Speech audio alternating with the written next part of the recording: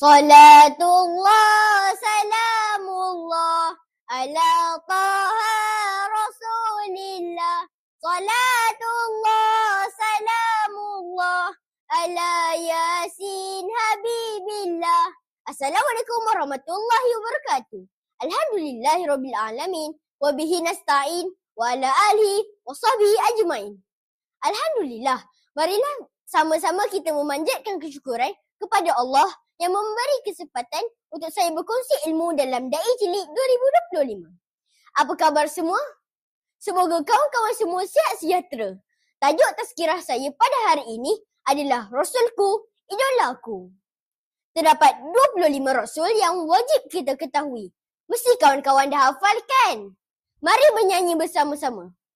Adam, Idris, Nuh, Saleh, Ibrahim, Lut, Ismail, Ishak, Yakub, Yusuf, Ayub, Syuib, Musa, Harun, Zulkifli, Daud, Sulaiman, Ilyas, Iyasa, Yunus, Zakaria, Yahya, Isa, wal akhiru khatimul anbiya, Muhammad al-Mustafa. Kawan-kawan, Rasul terakhir dalam lagu tadi adalah Nabi Muhammad SAW. Baginda merupakan utusan Allah yang membawa ajaran Islam sehingga mekar pada hari ini. Beriman kepada Rasul merupakan rukun iman yang keempat. Allah berfirman, A'udzubillahi minasyaitonirrajim. Innamal mu'minuna allazina amanu billahi wa rasulih ila akhir ayat.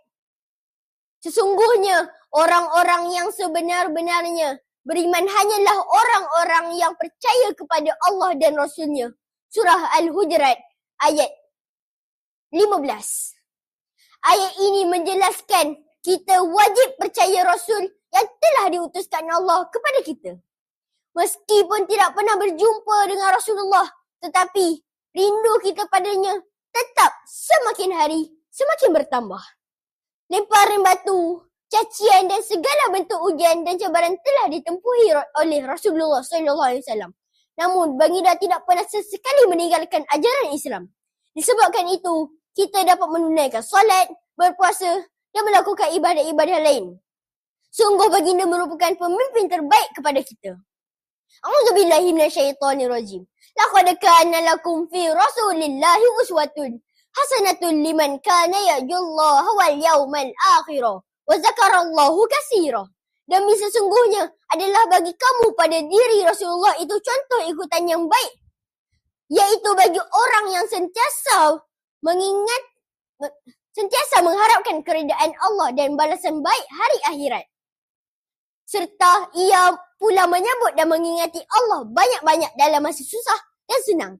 Surah Al-Ahzab ayat 21. Dalil ini menjelaskan Nabi Muhammad SAW adalah insan yang paling mulia, pemimpin yang penuh kasih sayang dan suri teladan bagi seluruh umat manusia. Baginda bukan hanya seorang Rasul, tetapi juga seorang ayah, suami, sahabat dan pendidik yang hebat. Baginda sangat jujur sehingga digelar Al-Amin. Terdapat satu kisah di sudut sebuah pasar di Madinah. Ada seorang wanita tua yang buta. Dia bukan seorang Muslim, malah dia sering menghina Nabi Muhammad di hadapan orang ramai. Setiap hari wanita itu akan berkata dengan penuh kebencian, "Jangan dengar cakap Muhammad, dia seorang pembohong. Dia hanya ingin menyesatkan kamu." Namun ada seorang lelaki datang kepadanya setiap hari. Lelaki itu tidak berkata apa-apa, tetapi dia menyuapkan makanan ke dalam mulut wanita tua itu dengan penuh kasih sayang. Suatu hari wanita tua itu bertanya, "Siapakah kamu?" Lelaki itu tetap diam dan meneruskan memberi makanan seperti biasa. Hari demi hari berlalu sehingga akhirnya lelaki itu tidak memberi makanan itu tidak datang lagi.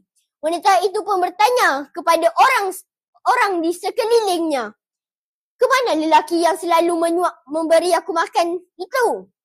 Lalu mereka menjawab, "Orang itu adalah Muhammad. Rasulullah SAW, baginda telah wafat."